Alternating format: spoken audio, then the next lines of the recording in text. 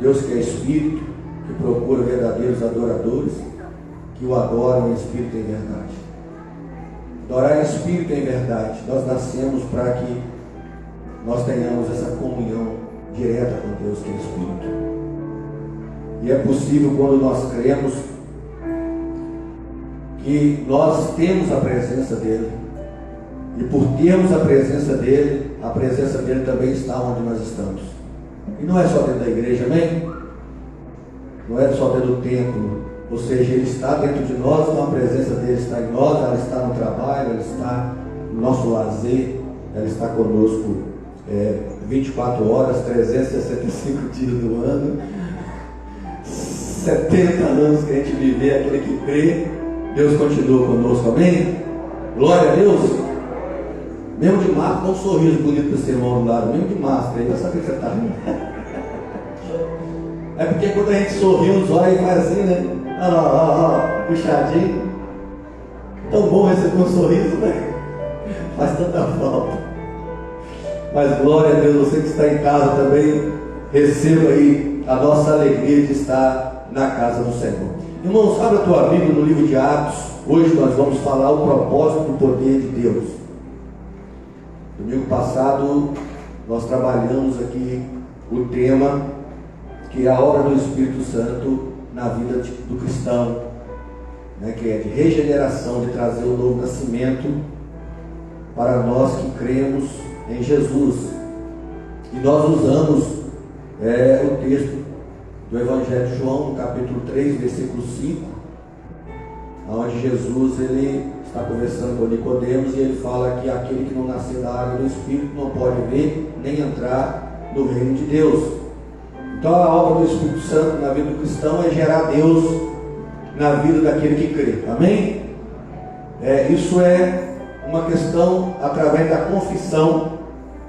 Quando o homem confessa e crê no Evangelho, na obra que Jesus fez, que é o plano de Deus de salvar o homem, e o homem crê com o coração, confessa com a boca, e ele recebe então o Espírito Santo, que já convenceu ele do pecado, da justiça e do juízo. Então se inicia o novo nascimento, porque se inicia Deus sendo gerado na vida do homem que estava separado da glória de Deus, porque todos pecaram, Romanos 3:23, e separados estão da glória de Deus. Hoje nós vamos falar o propósito do poder de Deus, o propósito de ser revestido, o revestimento de poder do Espírito Santo. Atos capítulo 1, vamos abrir. Eu vou pegar como base o versículo 8, mas nós vamos entrar em todo o contexto do capítulo 1 e vamos finalizar no capítulo 2, na parte do 1 ao 13, amém? Pode ficar com a sua Bíblia aberta. Atos 1:8. Na ascensão de Jesus, ele dá uma ordem e faz uma promessa aos seus discípulos, e o versículo 8 diz assim: mas recebereis o poder do Espírito Santo, que há de vir sobre vós, e ser-me-eis testemunhas, tanto em Jerusalém, como em toda a Judéia, Samaria, e até aos confins da terra. Se nós olharmos aqui, o próprio versículo já está revelando qual é o propósito do revestimento do Espírito Santo, do poder de Deus na vida do cristão. Mas vamos desenvolver o capítulo 1 de Atos. Ele está dando continuação ao Evangelho de Jesus. É chamado também, esse Evangelho agora da igreja, que é a história da igreja, onde se inicia a partir da ascensão, da morte e ressurreição de Jesus, do aparecimento de Jesus. Há cerca de 40 dias ele aparece para mais de 500 pessoas, testemunhando de que a morte não venceu ele, de que ele ressuscitou e ele está vivo. E ele aparece e dá ordem, e ensina aos seus discípulos. Aqui no capítulo 1, se nós voltarmos um pouquinho no que Lucas está escrevendo, que é o escritor de Atos, nós vamos ver que o capítulo 1, versículo 1 fala assim: eu fiz o primeiro tratado ao Teófilo acerca de tudo que Jesus começou não só a fazer, mas a ensinar. Então ele está pegando aqui todo o ensino que os discípulos tiveram andando com Jesus durante o ministério de Jesus, nós sabemos como igreja que o ministério de Jesus ele se iniciou após o seu batismo. Jesus, aos 30 anos, ele vai até João Batista, que estava pregando o batismo de arrependimento. Jesus é batizado, e ali, quando ele sai da água, ele vai para o deserto e ele é tentado durante 40 dias e 40 noites. E após a tentação e vencer pela palavra de Deus, ele então começa a escolher os 12 discípulos que representam as 12 tribos de Israel. Por que 12? 12 tribos de Israel. O propósito de Deus que se inicia na nação de Israel, que é a promessa que é feita a Abraão, que de Abraão Deus abençoaria todas as nações. Então Deus separa 12 homens para andar com ele, Jesus, e ensina a sua doutrina, o seu evangelho. E uma das principais ensinamentos de Jesus foi trazer a revelação do que eram os 10 mandamentos, do que era o cumprimento da lei, que é amarás a Deus sobre todas as coisas e amar o teu próximo como a ti, porque no coração do judeu havia aqueles que eram amaldiçoados, que não mereciam receber essa promessa do Espírito Santo, nem ser filho de Deus, já eram nações condenadas. Mas Deus aqui então, no plano dele, no plano que eles têm de salvação, ele está aqui trazendo luz para esse grande propósito de Deus, de salvar o homem que está perdido. Amém? Então é só um contexto para a gente entender. Aí no versículo 9 ao 11 do capítulo 1, nós vamos ver, e quando diziam isto, vendo eles, foi elevado às alturas e uma nuvem o recebeu, ocultando os seus olhos, e estando com os olhos fitos no céu, enquanto ele subia, eis que junto dele se puseram 2 homens vestidos em branco, os quais lhe disseram: homens galileus, por que estáis olhando para o céu? Esse Jesus, que dentre vós foi recebido em cima do céu, há de vir assim como para o céu o viste ir. Então, ele está trazendo aqui a alusão que Jesus desceu do céu, e agora ele esvaziou da glória dele, e ele agora está ascendendo para o lugar que ele se esvaziou de estar como homem, de ser feito, oferecido como sacrifício pelos nossos pecados. Não tinha pecado, mas tomou o nosso pecado sobre ele, e agora ele está voltando para o seu lugar, sentado à direita do Pai, reinando. É o reino espiritual de Deus que está sobre toda a igreja na face da terra. A obra de Jesus é levada adiante através dos apóstolos que foram capacitados pelo Espírito Santo ao receberem a promessa de Atos 1:8, que a gente leu. No dia de Pentecostes, no capítulo 2, se cumpre essa promessa. Então, eles têm uma promessa: ficar em Jerusalém até que do alto sejais revestido do poder, e ser-me-eis as testemunhas, tanto em Jerusalém como Samaria, Judéia até os confins da terra. No versículo 6 aí, do capítulo 1, aqueles, pois, que se haviam reunido, perguntaram-lhe, dizendo: Senhor, restaurarás tu neste tempo o reino a Israel? A resposta de Jesus está no 7, e disse-lhes: não vos pertence saber o tempo ou as estações que o Pai estabeleceu pelo seu próprio poder, pela sua própria vontade, porque está no coração de Deus. Ele é Deus, ele tem um plano, ele tem um propósito, e tudo vai acontecer dentro do propósito de Deus, nunca dentro do propósito do homem. Mas o propósito de Deus já está abençoando a vida do homem que crê nele. Amém? Então nós precisamos entender isso. Mas o que Jesus aqui, nessa pergunta, porque perguntas são respostas, toda vez que você faz uma pergunta, na verdade você está revelando o que está no seu coração, as suas dúvidas, as suas incertezas. E Jesus aqui então responde com muita clareza, porque na verdade o coração desses discípulos, eles estavam nacionalistas.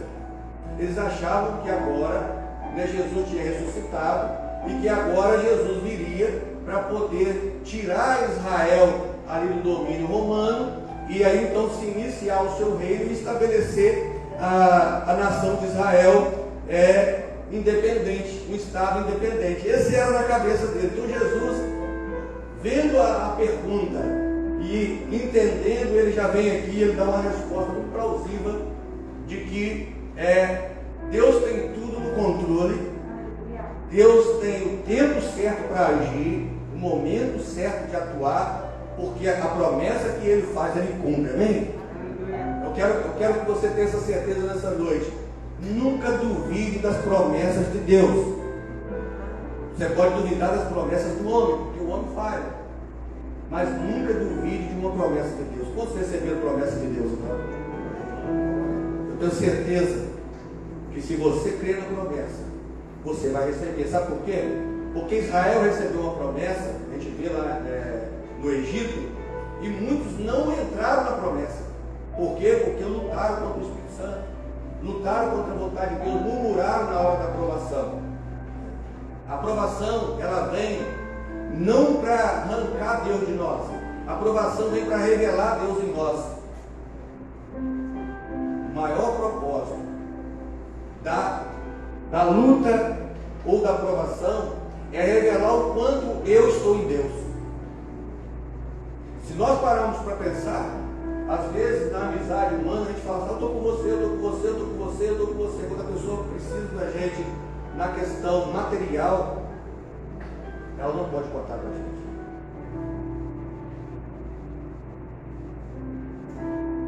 Então a gente está com aquela pessoa enquanto ela está bem. Nós vemos isso, infelizmente. O homem materialista, quando fala arrancar do bolso para abençoar alguém, nós acabamos ficando presos no nosso egoísmo, porque nós conseguimos as coisas puramente trabalhando.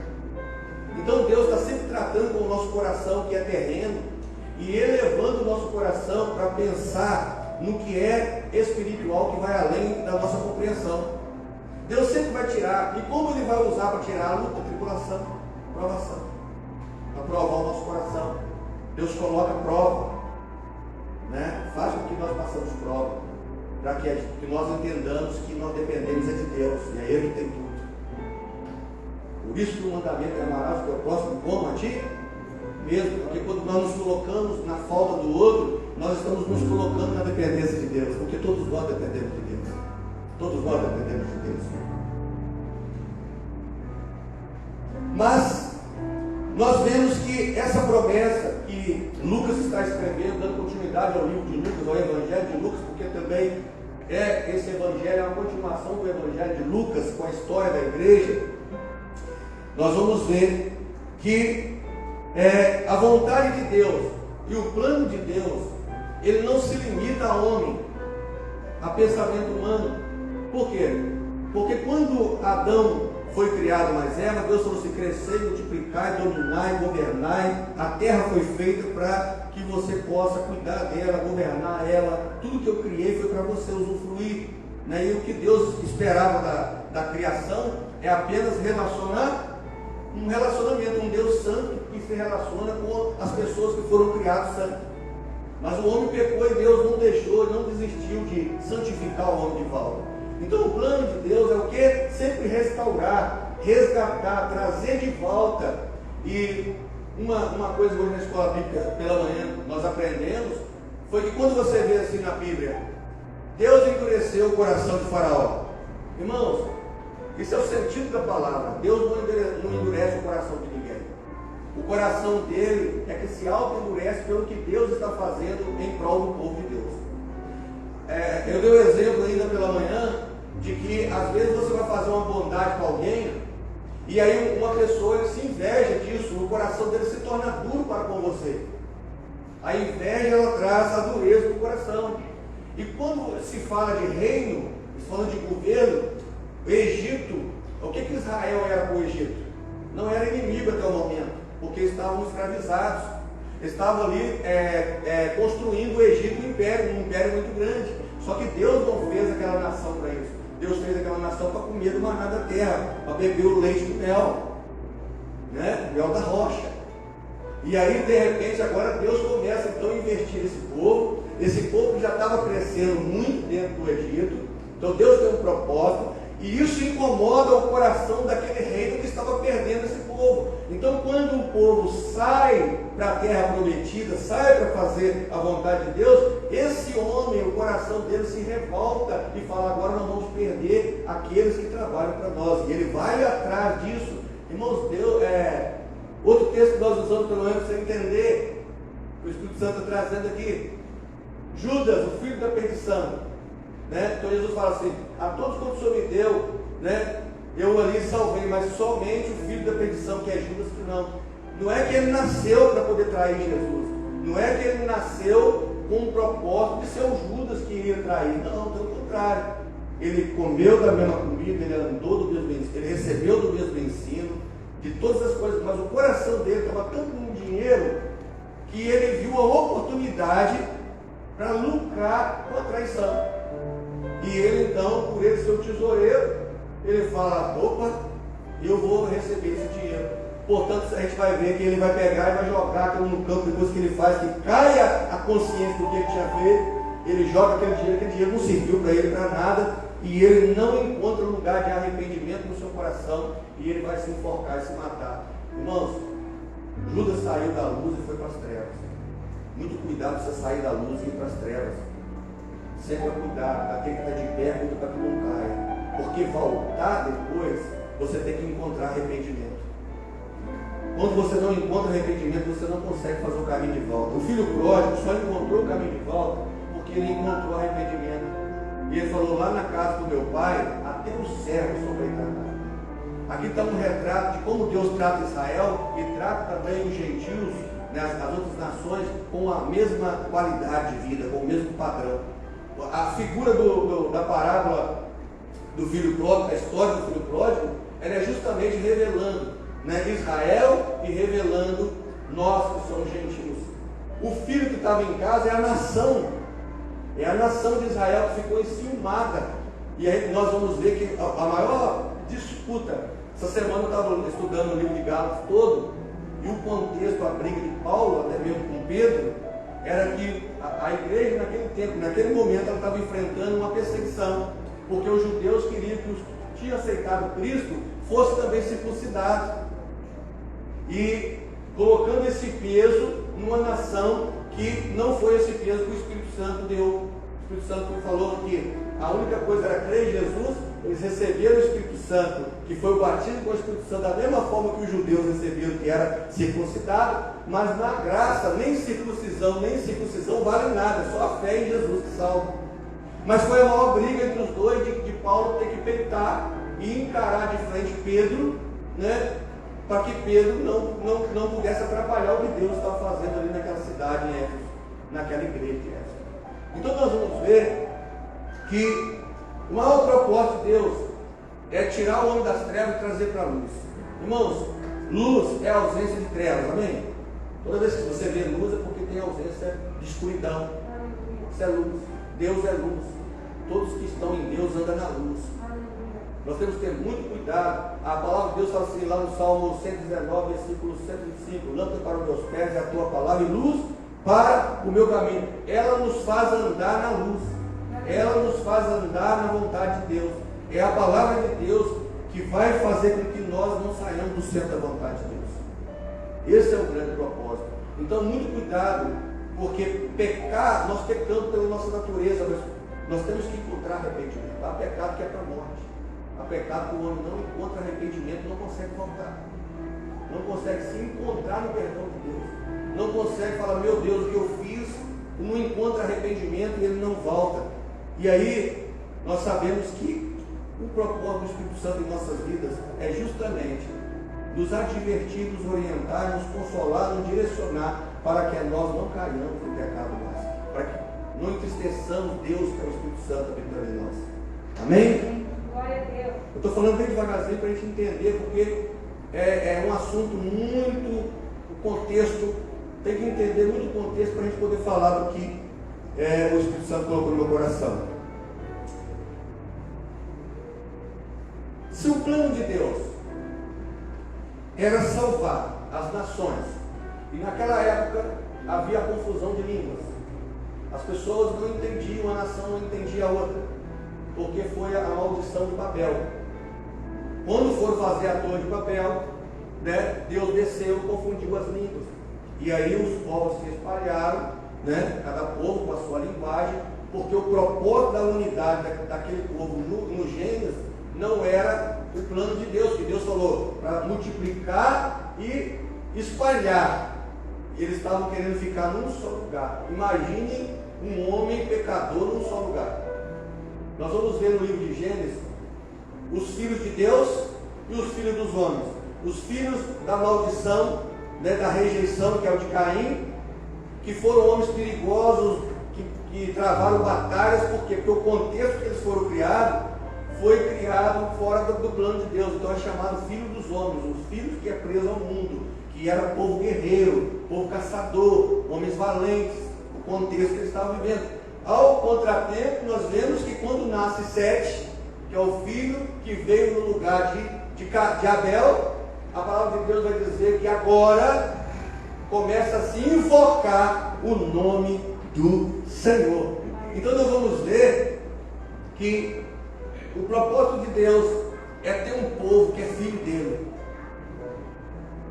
Filho dele. Nós estamos misturados em uma geração que muitas pessoas, eu sou filho de Deus, mas quais as obras que você está fazendo? Quais são as obras que você está fazendo? O que você anda fazendo na sua vida que você devia parar de fazer hoje, que você ainda não parou de fazer? E tem muitas pessoas que falam assim: eu não consigo parar. Só essa fala de não consegue porque você não quer. Nós podemos tudo que queremos. O homem só consegue aquilo que ele quer, e Deus já deu poder para ele, que é poder de escolha, poder de decisão. Quando eu quero mudança, eu consigo mudar. Quando eu quero vitória, eu consigo lutar. Quando eu quero andar com Deus, eu consigo andar. Mas eu preciso quebrar o vitimismo de que eu não consigo, porque essa fala eu não consigo já é negativa, já está te aprisionando na vida. Porque maior é Deus, maior é o que Deus tem para nós, maior é o plano de Deus, maior é o propósito de Deus, maior. E uma técnica para você parar de fazer o que você deve fazer, uma técnica simples de psicologia, mas simples, que nós podemos praticar, que vale a pena. Toda vez que está diante do pecado, você pergunta: o que eu estou perdendo fazendo isso? O que eu estou ganhando fazendo isso? Eu tenho certeza que quando nós fazemos essa pergunta e responder ela com verdade, nós vamos ver que quando se trata de Deus, nós estamos perdendo a vida eterna.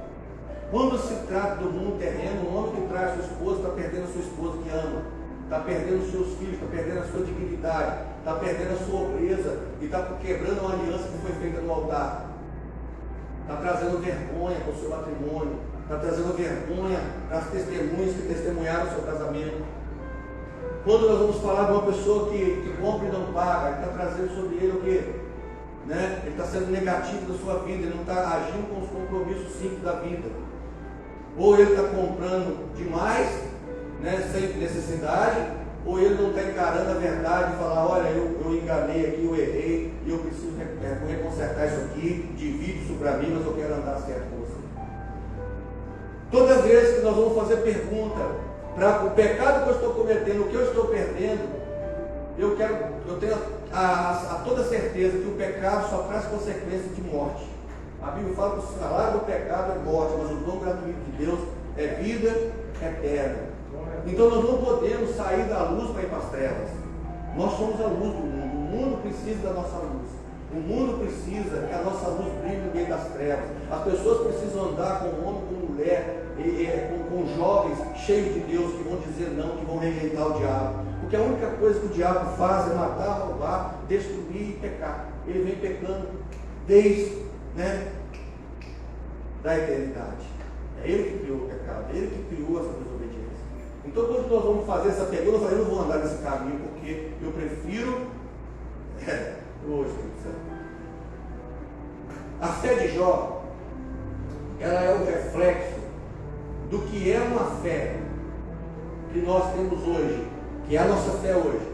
A Bíblia vai dizer que Jó era um homem justo, não tinha o que condenar Jó. Jó sacrificava até pelos seus filhos que estavam na festa. Eu vou sacrificar pelo meu filho para que meus filhos não sejam condenados. Olha que homem diante a lei e diante o coração de Deus. Olha que coração era de Jó. Só que ele vai dizer depois da luta que o inimigo pede para tocar, falar: ele está assim porque é muito rico, tem muita riqueza, porque você tem dado tudo a ele. A palavra de Deus vai dizer que ele ali, sofrendo, ele não negou a fé dele em Deus. Sabe o que é isso, irmãos? Nós hoje não vemos Deus, não vimos o sacrifício da cruz, mas nós cremos. A nossa fé tem que ser igual de Jó. Aleluia. Sabe por quê? Porque a fé de Jó, depois da aprovação, fala da glorificação da vida dele. Ela é uma fé que ele fala assim: antes eu te conhecia de ouvir falar. E de ouvir falar, ele era um homem que era luz na sua geração. Só que agora, depois da luta, os meus olhos te contemplam. Glória a Deus, aleluia. E é isso que nós estamos falando aqui hoje. A descida do Espírito Santo é você que creu no Evangelho. Aleluia. Agora poder dizer assim: agora os meus olhos veem porque Ele está dentro de mim. Glória a Deus. Eu estou pregando para pessoas que creem Aleluia. em Jesus, então eu estou pregando para as pessoas que têm relacionamento com a luz, que têm relacionamento com o Espírito Santo, Aleluia. que incomodam o inferno, porque onde nós chegamos, a luz tem que ser dissipada. E vale a pena, amém, irmãos? Vale a pena. Mas lembre sempre, quando o inimigo fica a bandeja, você observar bem o que eu ganho com isso, porque sempre vai ser, você vai ganhar alegria passageira. Droga, bebida, prostituição. Irmãos, a coisa mais gostosa que tem no casamento é uma parte da intimidade. Mas, irmão, você está ali gostoso, beleza, acabou, né? Acabou. Você vai seguir a vida, no outro dia se gastar, o casal está até querendo separar um do outro. Esquece até daquele momento. Agora, a vida no prazer de Deus, meu Deus, é um prazer que é uma paz com Deus eterna e um prazer eterno em Deus. É um regozijar na vida de ter a presença e a intimidade de Deus. Então vale a pena trocar por qualquer coisa material, que é passageiro, que acaba. Não vale. Até que dia você vai sustentar esse amor? Você não sabe, amanhã eu posso acordar e nem acordar amanhã. Até que dia você vai sustentar a sua vida? Eu não sei, só Deus sabe. Então para que eu vou sustentar o pecado na minha vida para amanhã? Eu vou decidir buscar hoje e vou falar assim: eu vou conseguir porque eu quero. Acabou o problema, acabou o vício, acabou. Automaticamente pela decisão. A vida é feita com escolha e decisão. Nós temos poder para isso. É o maior poder que nós temos. Decisão. Aleluia. Decisão. Todos que encontram o poder da decisão superam qualquer outra pessoa. Todos que encontram, que sabem tomar a decisão certa, orientado pelo Espírito Santo, vai sempre se sobressair na vida, vai sempre conseguir andar na vida na direção de Deus. Mesmo sofrendo, porque Jó sofreu, mas ele tinha certeza de quem que ele queria. Nós temos certeza que nós temos? Aleluia. Agora nós vamos poder falar o propósito do poder de Deus. Irmãos, o propósito do poder de Deus. Primeiro propósito, claro, único, e que vai dar caminho a todos: ser testemunha da obra que Jesus fez e tem feito na sua vida. Estar cheio do Espírito Santo é a capacitação de Deus de nós darmos continuidade à obra que Jesus tem feito em nós. É simples assim. E é um propósito que vai gerar todos os outros propósitos. É um propósito único e claro. Porque esses discípulos aqui que receberam essa proposta, onde eles estavam? No cenáculo. Fazendo o quê? Escondido, amedrontados. Por quê? Porque assim como mataram Jesus, também vão me matar. Então eles estavam ali, só eles, e as saídas que davam, né? Tinha que tomar cuidado ainda para que não houvesse a perseguição deles ser pego, né, testemunhando de Jesus, porque Jesus foi preso e morto. Mas aí vem o revestimento de poder. Aí vem a obra de Deus de quebrar a maldição que estava do coração, que achava que era só egoísmo, de só para uma nação, e de que aquela obra também ia se estender para as outras nações. E aí é onde que começa o Evangelho de Deus. É onde que nasce o Evangelho de Deus. Poder dinâmico, é o dinamite, né? É uma forma que transforma o homem de dentro para fora. É uma mudança da atitude que o homem estava vivendo, é uma mudança do comportamento do homem. O poder do Espírito Santo, que é o dinâmico do Espírito Santo, é dar dinâmica, dar dinamismo à vida daquela pessoa para Deus. Isso é poder do Espírito Santo. É o que faz você movimentar em direção ao reino de Deus, a pregar o reino de Deus, a poder se mover para o reino de Deus, a se mover para a vida espiritual. Esse é o poder dinâmico, é o dinamite de Deus. não é uma explosão de onda que cai todo mundo no chão. Porque se tiver um poder de explosão para cair todo mundo no chão, todo mundo tem que levantar diferente. Todo mundo tem que levantar do chão com uma concepção diferente, ser um homem transformado, ser um homem renovado, ser um homem mudado, né? Alguma coisa tem que mudar na nossa vida. Então, o primeiro propósito não é esse. O propósito é um propósito eterno. É de nós não termos medo de testemunhar a obra que Jesus fez na cruz do Calvário. Glória a Deus, aleluia. Nós precisamos desse revestimento também. Fala assim: eu preciso do revestimento de poder para testemunhar com convicção, com sabedoria sobre a salvação, porque eu tenho certeza da minha. Você tem certeza da sua salvação? Então você pode testemunhar da salvação. O problema é que tem muito cristão que não tem certeza da salvação, e essa certeza eu não posso dar, só o Espírito Santo. O Espírito testifica com o nosso Espírito que nós somos filhos. Depois que vem a revelação do Espírito que nós somos filhos de Deus, meu irmão, acabou. Você vai deslanchar na vida espiritual. Mas enquanto há dúvida, será que eu sou filho de Deus? Não vai acontecer nada, você vai ficar só no pensamento: será que eu sou? Porque eu acho que eu não sou, eu não faço. Porque eu acho que eu não sou, eu acho que eu não tenho capacidade de fazer. Porque eu acho que eu não sou, eu fico preso até que tem que revelar alguma coisa para que eu tome iniciativa. E tem muitas pessoas que Deus está falando e ainda não crê, ficam paralisados do mesmo jeito. Tem muitas pessoas que ouvem a voz do Espírito Santo e a palavra de Deus falando: não endureçai o vosso coração, o coração está duro ainda. Não é Deus que está endurecendo, o coração está duro pelo contexto que está vivendo. Você vai olhar o seu contexto de vida em volta, você vai olhar como é que Deus vai me usar. Olha o meu contexto de vida. Então nós precisamos quebrar esses paradigmas. Saber assim, Romanos, no capítulo 8, ele vai falar assim: se Deus é por nós, quem será contra nós? Se Deus te aprova e o Espírito testifica dentro de você, quem vai te reprovar? Ele está dando continuidade ao que ele está falando em Romanos 8:1.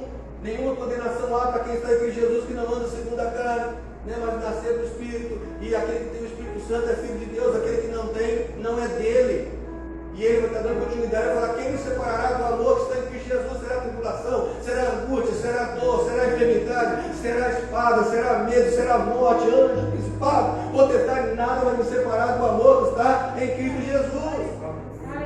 O verdadeiro amor lança fora todo o medo. Irmãos, o verdadeiro amor é o que Deus fez por você antes de você ser perfeito.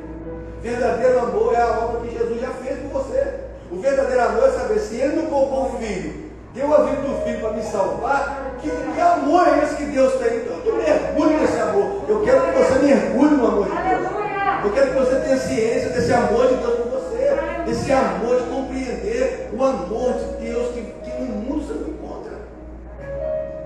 Nós precisamos tomar posse disso, amém? A identidade daqueles que testemunham. Qual a identidade nossa, filho de Deus, amém? Mas qual a identidade daqueles que testemunham de Jesus? Eu sou salvo.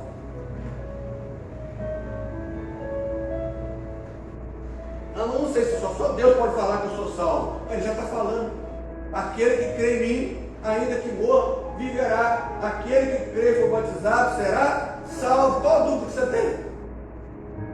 Eu tenho dúvida porque eu não estou vivendo do jeito que eu tenho que viver. Então, se você sabe que está vivendo do jeito que não tem que viver, começa a viver. Saia do que eu tenho e vai para o vou viver. Glória a Deus.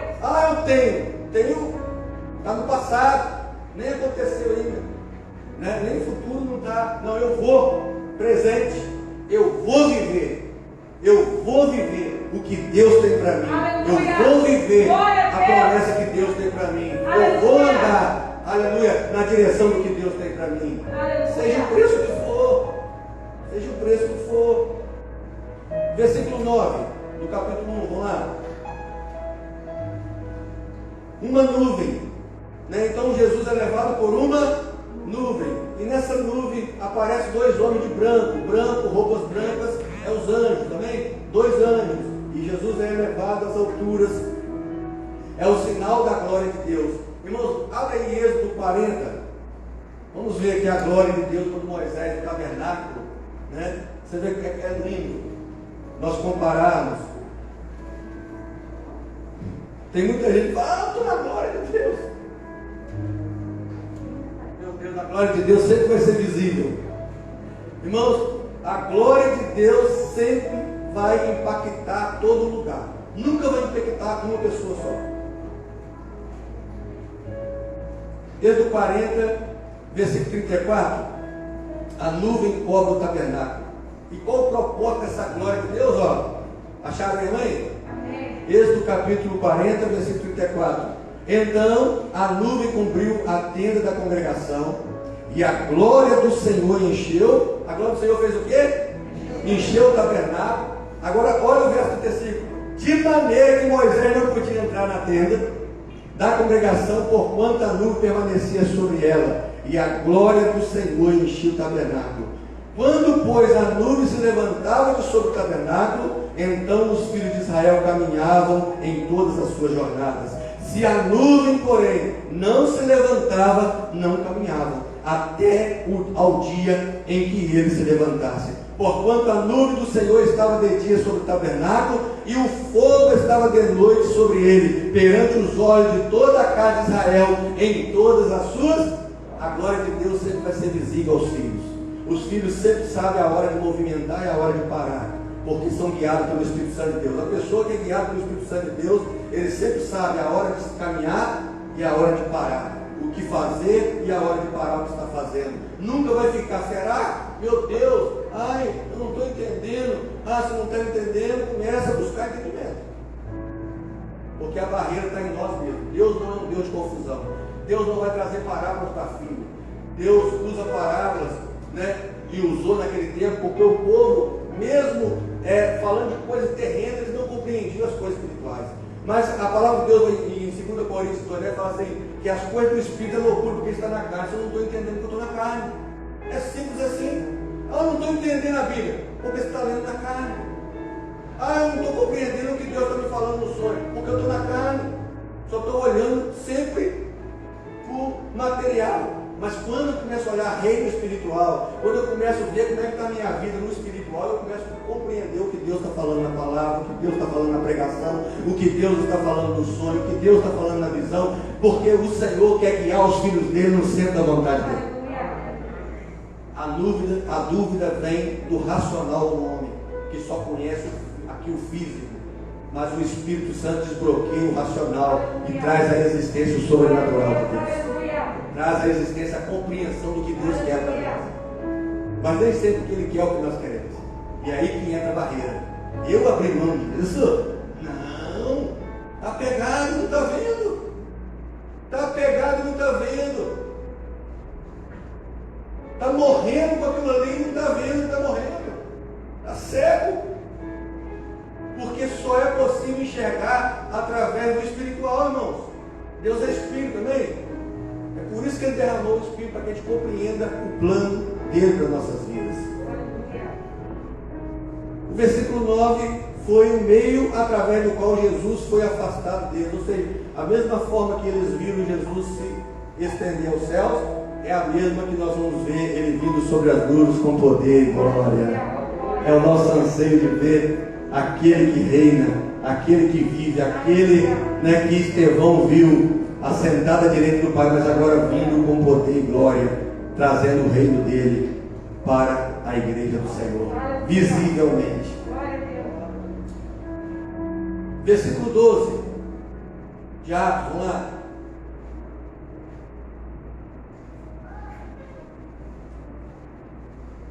Os discípulos em Jerusalém. Então voltaram a Jerusalém, do monte chamado das Oliveiras, ao qual está perto de Jerusalém, à distância de um caminho de sábado. Irmãos, a caminho de um sábado é porque os judeus, eles eram restringidos à distância de andar no sábado.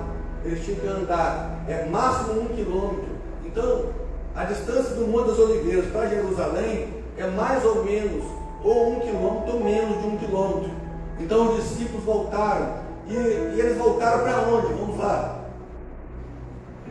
E entrando, subiram ao cenáculo, aonde habitavam Pedro, Tiago, João, os discípulos, né? Onde estavam os discípulos, Bartolomeu, Mateus, Tiago, filho de Alfeu, Simão, Zelote, Papa, o 14. Todos estes, o que estavam fazendo? Perseveravam unanimemente em oração e súplica. Irmãos, a igreja do Senhor tem que andar no propósito. Toda vez que você vê, o Espírito Santo está na igreja, a igreja é unida. Ninguém está ganhando nada ou ajudando o outro, todo mundo está ganhando tudo. Quando a gente vê Satanás entrando na igreja, começa a divisão de grupo, separa para cá, um faz uma coisa, o outro não ajuda, é o outro que não compreende o outro, que começa a julgar o outro, que vai isso é obra de Satanás. E isso é obra de Satanás na legalidade da carne. Nós precisamos andar de acordo com a nuvem e andar de acordo com o fogo, o que Deus tem dado para a igreja nesses dias.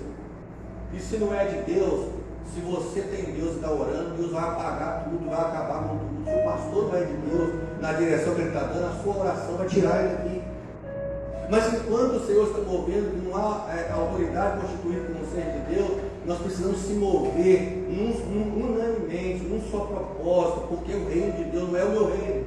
Tem pessoas que estão buscando uma igreja para ele, tem pessoas que estão buscando um local para ele, tem pessoas que estão buscando um banco para ele, tem pessoas que estão buscando simplesmente um lugar para ele no louvor, um lugar para ele no instrumento. Não, nós temos que buscar reino. O que eu estou deixando de legalidade, levantando outros no meu lugar, fazendo o que o pastor precisa fazer, que é colocar alguém para estar junto com ele, que no dia que ele não está, tem pessoas levantadas na mesma visão, para que a igreja continue no mesmo foco. Aí nós vemos hoje que infelizmente a carne entra no meio da igreja. E o inimigo usa disso para começar a colocar, né, separações, briga à toa, coisas carnal. E a Bíblia está bem clara, fala o que dá lugar ao diabo, está lá.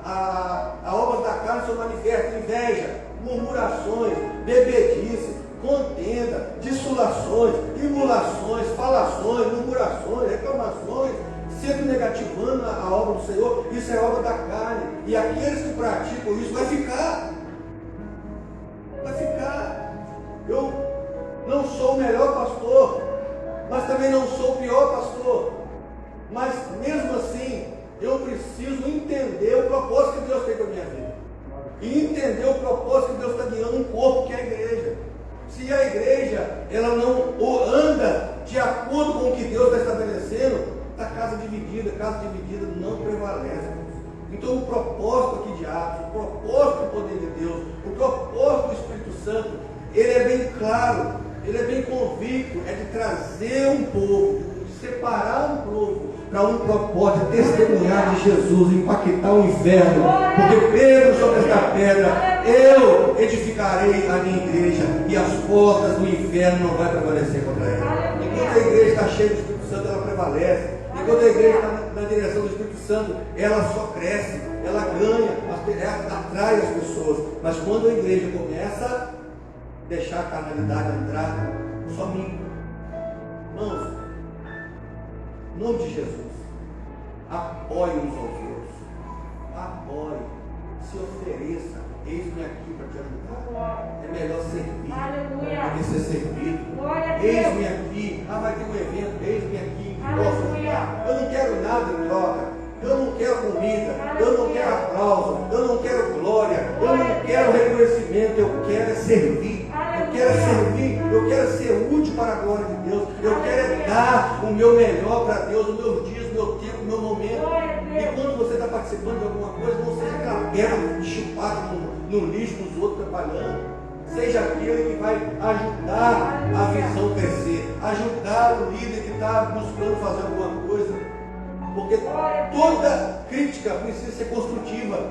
Não existe crítica que não possa ser construtiva. A minha crítica tem que ser construtiva, ela tem que levar o trem para frente. E eu tenho que me colocar na crítica. Eu preciso me colocar quando eu critico. Fala assim, porque eu estou dando a sugestão, eu sei fazer. Então eu vou te ajudar a fazer para você crescer. Toda sugestão que as pessoas se colocam e não entra junto, você abandona e joga fora.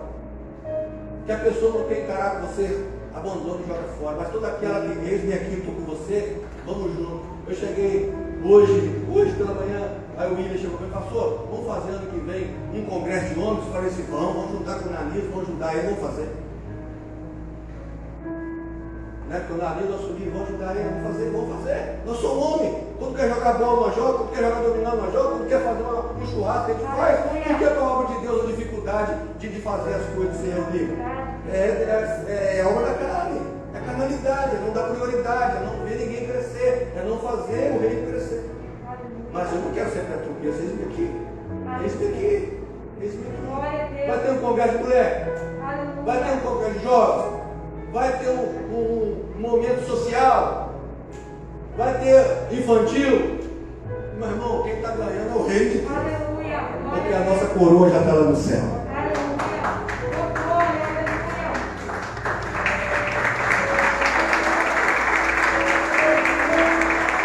Para a glória de Deus, em nome de Jesus. Versículo 13 e 14, irmãos. Ele está revelando então que os discípulos, após receber a instrução, o lugar que eles voltam é o lugar de oração. Nós sempre temos que voltar para o lugar de oração. Fala com essa pessoa do lado aí.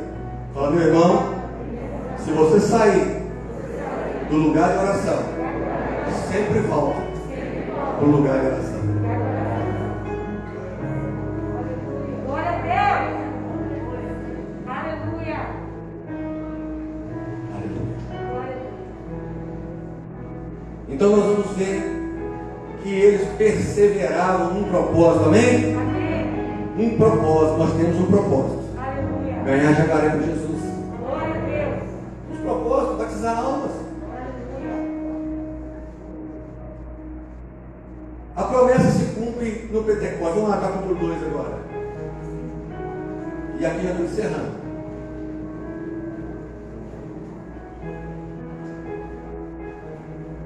Aqui agora vai se cumprir o propósito. Atos capítulo 2, o versículo de 1 a 13, nós vamos ler até o versículo 6 e depois eu vou terminar lendo alguns pontos importantes. E cumprindo-se o dia de Pentecostes, estavam todos concordemente, de novo, estavam o quê? De acordo com o lugar que estavam. Estavam ali porque queriam estar, porque estavam esperando a mesma coisa. Não estavam ali não esperando o reino físico, não.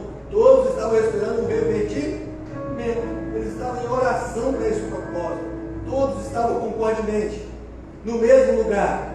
De repente veio do céu um som, como que de um vento. Não é um vento, irmãos. É como que um vento. O texto está bem claro. Veemente, impetuoso, e encheu toda a casa em que estavam sentados. Aleluia. E foram vistas por eles línguas hepáticas, como que de fogo, não era de fogo, era como que de fogo, e repousava sobre todos que estavam o quê? Sentados. Eles estavam em pé? Eles estavam pulando? Não, eles estavam sentados no cenáculo, sentados, aguardando, concordemente, esperando. E vem o som, daquele vento, daquele barulho, que, nossa, deve ser, porque chamou a atenção da pessoa que está lá fora. Deve ter dado um estouro, um estrondo, não, dinâmico. Algum sinal. Mas aí eles veem as línguas como que de fogo repousando sobre cada um, as quais pousaram sobre cada um deles. O versículo 4. Alguns foram cheios do Espírito, não. Todos, porque o propósito é para todos. Não é para alguns. Glória a Deus. A promessa é para todos, não é para alguns. Mas por que todos receberam? Porque todos estavam de acordo, buscando a mesma direção. Aleluia. Deus não tem queridinho, favorecer alguém. Quando Deus favorece um homem, é para levantar ele, para abençoar outros. Quando Deus dá um dom, o dom é para servir o reino, não servir a pessoa. Nunca vai ser contrário ao propósito de Deus. E todos foram cheios do Espírito Santo e começaram a falar noutras, e conforme o Espírito concedia aqui, irmãos, não é língua estranha, amém? E está bem claro, aqui não está falando de línguas estranhas, aqui está falando em línguas que os povos que estavam ali reunidos falavam. Aqui está bem claro, não precisa ter medo, nós pentecostais, de falar disso, porque línguas estranhas é outra coisa na frente que a gente vai encerrar falando. Mas aqui o propósito é quebrar a maldição da Torre de Babel. É Deus falando que agora o Evangelho é para todas as nações. É Deus abrindo o leque da salvação. É Deus inaugurando a igreja na terra. É Deus inaugurando e cumprindo a promessa feita a Abraão. É Deus se estendendo nas nações. E em Jerusalém habitava judeus, homens religiosos de todas as nações que estão debaixo daquela época, 14, lugares diferentes, pessoas estavam ali representando aquele lugar. Versículo 6. E quando aquele som ocorreu, ajuntou-se uma multidão e estava confusa, porque cada um os ouvia falar na sua própria. Eles entendiam o que estava sendo anunciado dentro daquele cenáculo, aquelas 120 pessoas, aquele cenáculo, eles vão sentados, e ali falando da grandeza que está aqui no versículo 11, depois a gente vai chegar aqui, mas o versículo 7, todos pasmavam e se maravilhavam, dizendo uns aos outros, pois que não são galileus todos esses homens que estão falando? Como pois os ouvimos cada um na nossa própria língua em que somos nascidos? Como pode acontecer um troço desse? Hoje você vê um poliglota, estudou. Você vê um cara que fala inglês, os missionários que vão para fora do país, ele tem que falar um dialeto de alguma tribo para poder pregar, porque senão ele não consegue pregar. Então eles estudam para ir, para poder conseguir falar de Jesus, do tema central, do princípio central da palavra de Deus. Mas aqui acontece um milagre. Aqui acontece algo revelador num tempo que não tinha isso. Aqui está acontecendo algo sobrenatural. 9. Partos, medos, elamitas, que habitavam na Mesopotâmia, Judéia, Capadócia, Ponto, Ásia, Frígia, Panfilha, Egito, parte da Líbia, Juda, Cirene, forasteiros romanos, tanto judeus como prosélitos, crentes árabes, todos nós temos ouvido a nossa própria língua falar da grandeza de quem? De Deus. Qual é o propósito? Qual foi o propósito daquele revestimento de poder? Falar da grandeza de Deus. E qual era essa grandeza de Deus? Qual era essa grandeza de Deus que estava acontecendo ali? Era ele estar vivendo ali? Olha o discurso de Pedro 14. Pedro começa a falar da grandeza de Deus. E quando ele prega, 3.000 almas se rendem ali ao Senhor. E inaugura a igreja com 3.000 almas. Nas segundas, mais 5.000 e vai. Aqui está falando, irmão, de homens, mas tinha mulheres, crianças. A gente não sabe, mas aqui está dando um número, só para a gente poder ter ideia, já é muito. Mas imagine o impacto desse poder de testemunhar. Homens que andaram com Jesus, homens que viveram com Jesus. No versículo 2 e 3, o hebraico, o grego, usa a mesma palavra para vento e espírito, é a mesma coisa, não tem diferença. Espírito e vento está no mesmo sentido, tanto no grego como no hebraico. O vento e as línguas de fogo eram sinais da presença e do poder de Deus naquele lugar. Era para provar que Deus estava estabelecendo um novo tempo para a igreja.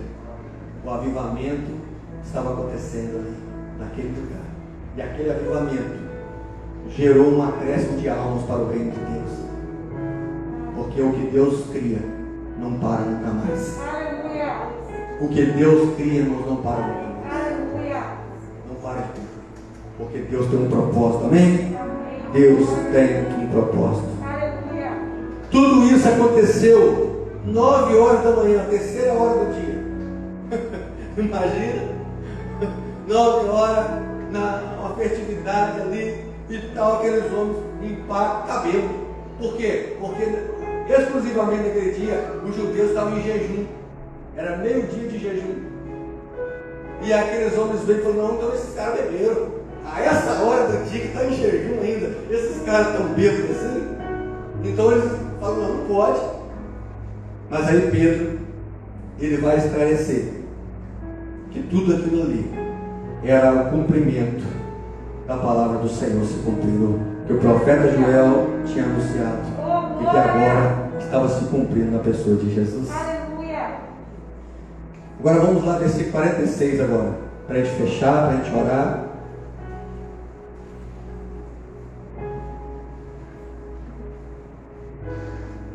Versículo 42, Atos 2, 42. De novo, perseveravam na doutrina dos apóstolos, na comunhão, no partir do pão, nas orações. Em toda a alma havia temor, muitas maravilhas e sinais se faziam pelos apóstolos, e todos os que criam estavam juntos, tinham tudo em comum, vendiam suas propriedades e bens, repartiam com todos, segundo cada um havia mister, e perseverando unânimes todos os dias no templo, partindo pão em casa, comia juntos com alegria e singeleza de coração. Ou seja, havia relacionamento, havia partido pão, havia comunhão naquela igreja que estava surgindo, não havia divisão naquele corpo, havia uma só palavra, uma só vontade, não havia separação. E o versículo 47, louvando a Deus e caindo na graça de todo o povo, e todos os dias acrescentavam o Senhor à igreja aqueles que iam sendo salvos. Quando você vê uma igreja que não entra ninguém mais, é que ela está fechada. Ela virou um partido na cidade. Ela virou uma igreja que tem dono. Uma igreja que nem o Espírito Santo manda nela mais. Então as pessoas vêm e não encontram lugar nessa igreja. Então eles começam a nem vir mais. Nós precisamos chegar num lugar aonde nós somos bem-vindos, aonde nós queremos ser bem atraídos, aonde nós somos envolvidos no reino de Deus. E a igreja do Senhor só é possível fazer isso, mesmo que entre uma prostituta nesse lugar. As mulheres têm que olhar para ela, que Jesus pode transformar a vida dela a partir do amor que você tem. Não ter ciúmes, meu marido é uma prostituta. O poder de Deus na vida de uma igreja, não importa o passado da pessoa, importa o que ela está buscando no futuro. Importa o tanto que a igreja tem do Senhor, o tanto que o Espírito Santo está nessa igreja, o tanto que o Espírito Santo se move nessa igreja, porque quando nós recebemos a unção do Espírito Santo, ele transforma o homem de dentro para fora, ele muda o homem, ele transforma o homem, ele não faz uma mudança só de fora para dentro, ele faz de dentro para fora, tudo começa de dentro para fora. Que nós entendamos o propósito do poder de Deus, que nós, igreja de Jaguaré, Batista do Calvário, nós entendamos o propósito que Deus tem para nós. Que no ano de 2021 está chegando aí, mas que no final desse ano ainda, nós já nos entregamos no centro dessa vontade de Deus, que é também testemunhar de Jesus e salvar pessoas. Se coloque de pé. Se coloque de pé. Oh Deus Santo. Eu não sei o que passa no seu coração, mas o Senhor conhece o teu coração. Ele sonda os meus e o seu coração. Glória a Deus. Se nós buscarmos a intimidade e relacionamento com o Espírito Santo, nós vamos ser um instrumento de Deus nesse lugar. Nós vamos glorificar a Deus em tudo que nós fazemos, porque Ele nos libertou do pecado, Ele nos libertou da condenação, Ele nos selou para uma grande obra, que é a obra dele. Oh, Santo Espírito de Deus, faz de novo, Senhor, mesmo louvor que nós cantamos.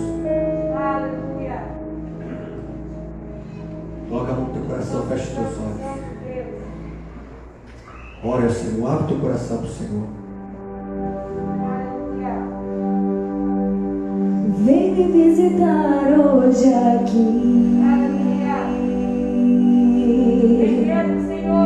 Quero conhecer mais de ti. Espírito vem, Espírito Santo. Espírito vem. Deixa ele te encher para o propósito de Deus.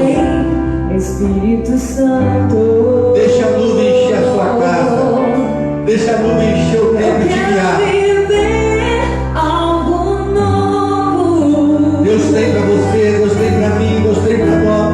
Faz meu coração arder de novo, fazendo todo medo desaparecer, trazendo sobre mim um novo amanhecer. Eu quero viver.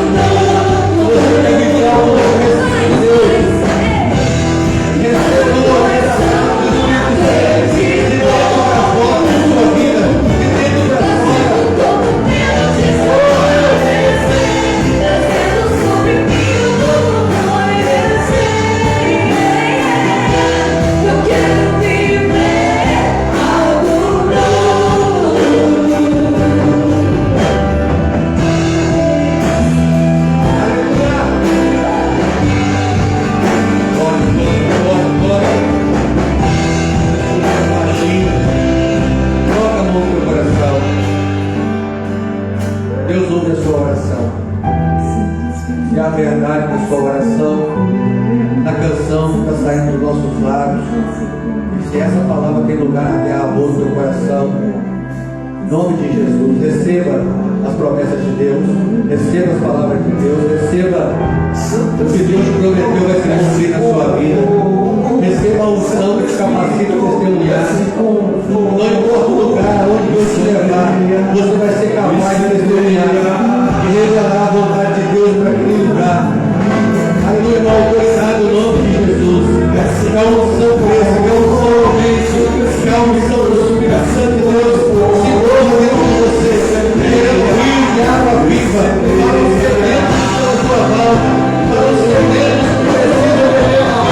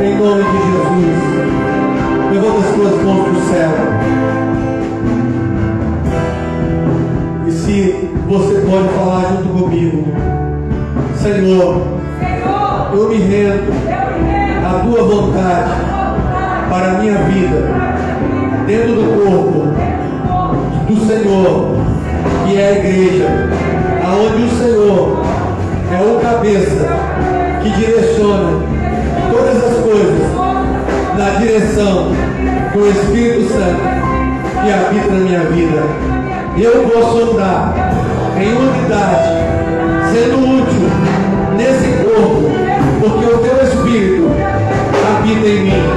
Em nome de Jesus, em nome de Jesus, em nome de Jesus, em nome de Jesus, em nome de Jesus, em nome de Jesus, em nome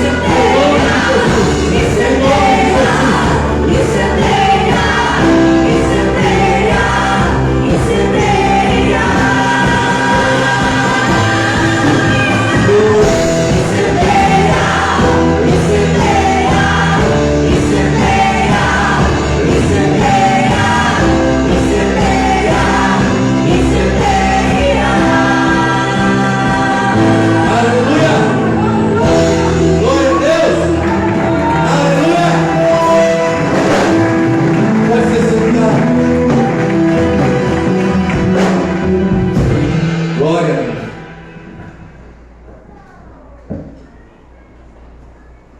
Glória a Deus, irmãos.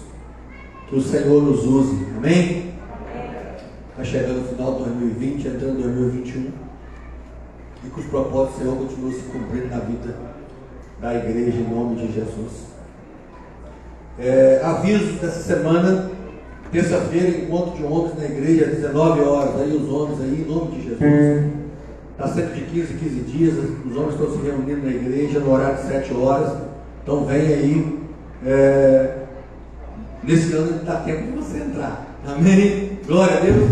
Quarta-feira, quarta da vitória, culto de louvor, adoração ao Senhor. Então, em nome de Jesus, você possa também estar vindo adorar ao Senhor. Como eu falei, nossa virada de ano, o culto começa às 10 horas. Nós temos um momento de culto, de louvor, de adoração. 10 para meia-noite nós vamos orar, dobrar os nossos joelhos, orar ao Senhor. E depois cada um ele vai reunir sem muita aglomeração, porque tem essa questão que a gente tem que cuidar, infelizmente. É que eu falo, infelizmente, porque eu gosto de movimento, irmãos, amém? Eu gosto de povo, eu gosto de barulho.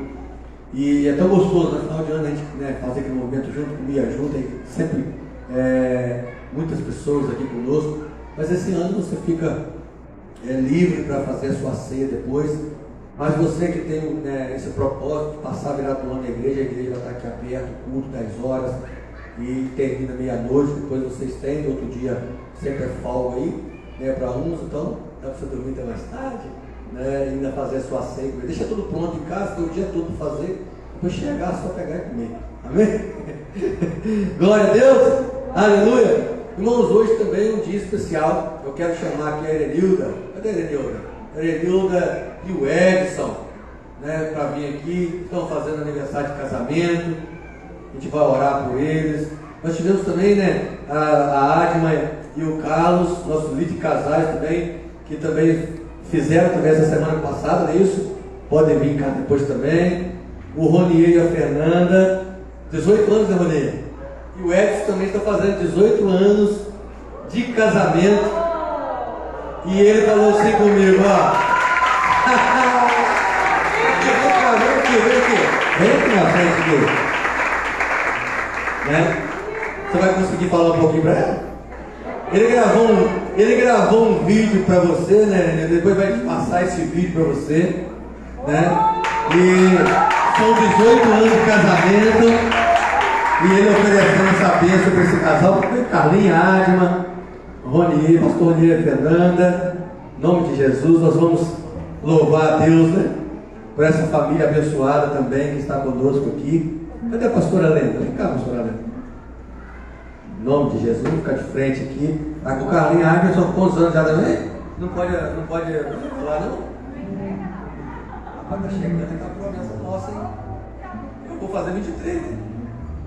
É isso? Eu estou 2 anos atrás de você, rapaz. Bati uma promessa aí junto aí. Mas vai dar um aninho de diferença, né? Vou chegar lá, 18 anos, pastorzão. 16. Glória a Deus.